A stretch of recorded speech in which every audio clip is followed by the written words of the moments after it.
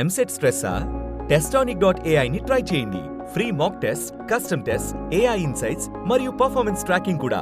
Register now. Veerayya Chowdary గారి యొక్క హత్య జీర్ణించుకోలేకపోతున్నాం. నిన్న నేను ఢిల్లీలో ఉన్నప్పుడు ఈ వార్త నాకు తెలిసింది. వెంటనే ఎస్పీతో మాట్లాడాను. నిన్నటి నుంచి దీనిపైన అన్ని విధాలుగా అన్వేషిస్తున్నాం, ఇన్వెస్టిగేషన్ చేస్తున్నాం. 12 టీములు వేశాం. జరిగిన విధానం కూడా చూస్తే చాలా కరుడు కట్టినటువంటి నేరస్తులు కూడా చేయని విధంగా ఈ హత్య చేసే పరిస్థితికి వచ్చారు. 53 చోట్ల కత్తిపోట్లు ఉన్నాయి. అంటే ఇది చూసిన తర్వాత ఈ రాష్ట్రంలో ఇలాంటి ఘోరమైన వ్యక్తులు కూడా ఉన్నారా అనిపిస్తుంది. ఏదేమైనా 12 టీంలు పనిచేస్తున్నాయి. వీరయ్య చౌదరి గారు మంచి నాయకుడు, సమర్థవంతమైన వ్యక్తి. ఏదైతే యువగళం అప్పుడైతే 100 రోజులు లోకేష్ గారితో కూడా తిరిగారు. అదే సమయంలో అమరావతి రైతులు పాదయాత్రలో వచ్చినప్పుడు వాళ్ళకి అండగా నిలబడ్డాడు. అంతేకాకుండా పార్టీకి ఒక మంచి నాయకుడిగా, సమర్థవంతమైన వ్యక్తిగా ఇక్కడ పనిచేశాడు. ఈ మండలంలోనే ఒక 10,000 ఓట్ల మెజార్టీ సాధించే పరిస్థితిలో ఆయన ఉన్నాడంటే ఎంత మంచి నాయకుడు మనం అర్థం చేసుకోవాలి. ఆయన ఎన్నికలప్పుడు నేను ఇక్కడ చూడడమే కాకుండా చీరాల కూడా చూసుకోమంటే ఇక్కడ చీరాల 2 సమర్థవంతంగా చేసి 2 గెలిపించే పరిస్థితికి వచ్చారు. అలాంటి మంచి నాయకుడిని రోజు కోల్పోవడం చాలా బాధేస్తుంది. అదే సమయంలో తెలుగుదేశం ప్రభుత్వంలో ఇలాంటి ఘోరాలు జరగడం చాలా జీర్ణించుకోలేకపోతున్నా. నేను ఒకటే హెచ్చరిస్తున్నా. ఇప్పటికే 12 టీంలు వేశాం. సీసీటీవీ కెమెరాల్లో ఉండే క్లూస్ కూడా తీసుకుంటున్నాం. కానీ చాలా మందికి ఒకటే విజ్ఞప్తి చేస్తున్నా, మీకేదైనా కానీ క్లూస్ దొరికితే ప్రజాహితం కోసం మీరు కూడా చెప్పండి. ఈ రోజు కాకపోయినా రేపైనా సరే ఎవరైతే ఇలాంటి తప్పుడు పనులు చేశారో వాళ్ళని పట్టుకోవడం 100% చేస్తాం. అది చేసే వరకు వదిలిపెట్టనని చెప్పి ఈ రోజు ఇక్కడ మీ అందరికీ తెలియజేస్తున్నా. కానీ ఒకటే హెచ్చరిక చేస్తున్నా, ఇలాంటి హత్యా రాజకీయాలు చేసే వ్యక్తులకు గాని, హత్యలు చేసే వ్యక్తులకు గాని ఒకటే హెచ్చరిక, ఇలాంటి తప్పుడు పనులు చేసిన మీరు కూడా చివరకు కాలగర్భంలో గడిచిపోతారు, గుర్తుపెట్టుకోమని హెచ్చరిస్తున్నా. అంతేకాకుండా ఈ విషయంలో చాలా స్పష్టంగా వాళ్ళ కుటుంబ సభ్యులకు కూడా ఒక నమ్మకం ఇచ్చాను. వాళ్ళకి ఏమాత్రం కూడా భార్యను చూస్తే ఆవిడకి విషయాలు ఏమీ తెలియవు. అంటే రాజకీయాలు మాట్లాడలేదు, బయట జరిగే విషయాలు ఏం తెలియవు. బాబుని చూస్తే ఇంటర్మీడియట్ చేస్తున్నాడు. ఆయనకు కూడా ఎప్పుడు టైం ఇచ్చిన సందర్భాలు లేవు. కుటుంబ సభ్యులతో కూడా పెద్దగా విషయాలన్నీ కూడా చెప్పలేదు. అది కూడా వారికి చాలా వరకు విషయాలే తెలియవు. ఆయన మిత్రులు గాని కొంతమంది బంధువులుంటే వారిని అడిగాను. ఆయన దగ్గరుండే డ్రైవర్ని అడిగాను. అదే మరి ఆఫీసులో పనిచేసి అతను అడిగాం.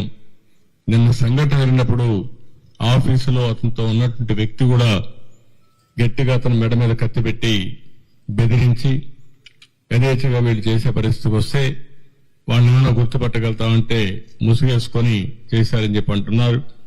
ఏదేమైనా వాళ్ళ పట్టుకొని తీరడమే కాదు, ఎవరైతే ఇంత ఘోరం చేశారో అలాంటి వ్యక్తులకు కఠిన శిక్ష వేసి, ఏదైతే వీరయ్య చౌదరి గారికి ఆత్మకు శాంతి కలగాలంటే అది ఒకటే మార్గం.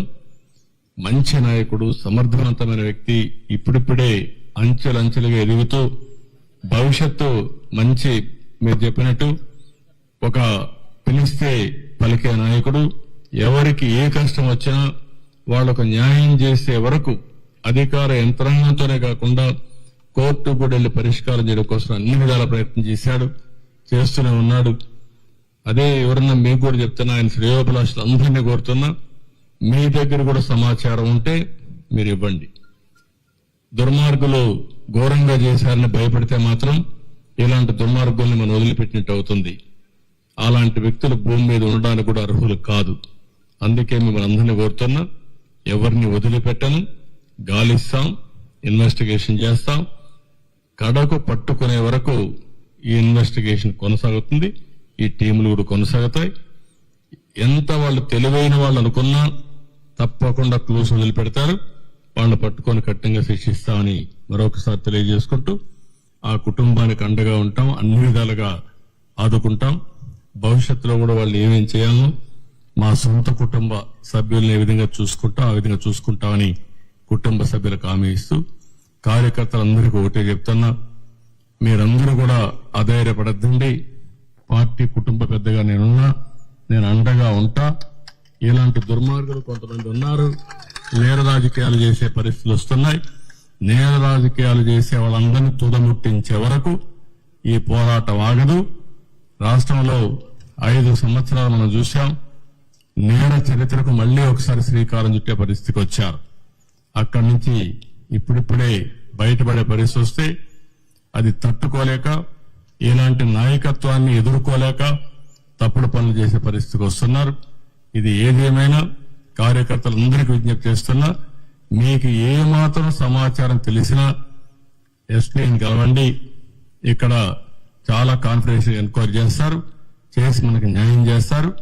ఆయనే కాదు, మన కార్యకర్తలే కాదు, మామూలు వ్యక్తులు కూడా విజ్ఞప్తి చేస్తున్నా, ఈ రాష్ట్రం నేరమయమైనటువంటి నేరస్తుల అడ్డాగా తయారు కాకూడదనుకుంటే మీరు కూడా సహకరించాలి. సహకరిస్తే ఇలాంటి వ్యక్తుల్ని ఏం చేయాలో చేసి చూపిస్తాం. విధానం ఉంటే మాట మాట్లాడుకోవచ్చు, న్యాయం కోసం పోరాడచ్చు, బయట చెప్పచ్చు. కానీ హత్యలు చేయడం అనేది నీచమైన పని, పరమ దుర్మార్గమైన పని. దీని మీద మళ్లీ హెచ్చరిక చేస్తున్నా, అప్పీల్ కూడా చేస్తున్నా మనలందరికీ. ఇవన్నీ చెప్పాల్సి కోరుకుంటూ మళ్లీ మీడియా కూడా విజ్ఞప్తి చేస్తున్నాం, మీకేదైనా క్లూస్ ఉంటే కూడా చెప్పండి. ఇది ఎట్టి పరిస్థితుల్లో ఛేదించే వరకు పోలీసు వ్యవస్థ నిద్రపోదు. వీళ్ళు పట్టుకొని శిక్షిస్తామని చెప్పి మరొకసారి హామీ ఇస్తూ అందరికీ నమస్కారాలు. అదే మరిగా ఒక బయట వచ్చి చెప్పలేని వాళ్ళు ఎవరన్నా ఉంటే ఎస్పీ గారు టోల్ ఫ్రీ నెంబర్ ఇస్తారు, కాన్ఫిడెన్షియల్ నెంబర్ ఇస్తాం. ఆ నెంబర్ గాని మీరు ఫోన్ చేసి మీకు తెలిసిన సమాచారం తీసుకుంటే మీ సోర్స్ ఆఫ్ ఇన్ఫర్మేషన్ కూడా బయట పెట్టకుండా మేము పట్టుకునే కార్యక్రమం చేస్తాం.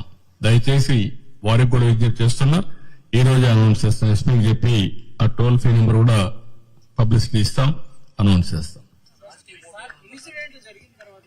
నేను అన్ని కోణాల్లో ఆలోచిస్తున్నాను.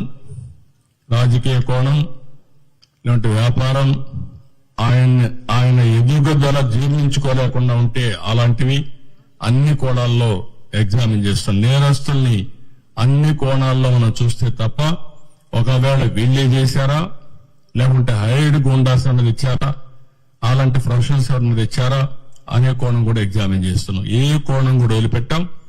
నేను ఒకటే చెప్తున్నా, నేను ఇక్కడికి వచ్చి చూశానంటే వాళ్ళు గుర్తుపెట్టుకోవాలి, వాడు ఈ భూమిలో ఎక్కడ దాంకున్నా ఎక్కడున్నా వాడిని పట్టుకొచ్చే వరకు వదిలిపెట్టని మరొకసారి హెచ్చరిక చేస్తున్నాను. దాన్ని ఎట్టి పరిస్థితిలో వదిలిపెట్టాం. ఏం చేయాలో చేసే వరకు ఛేదించే వరకు వదిలిపెట్టాం.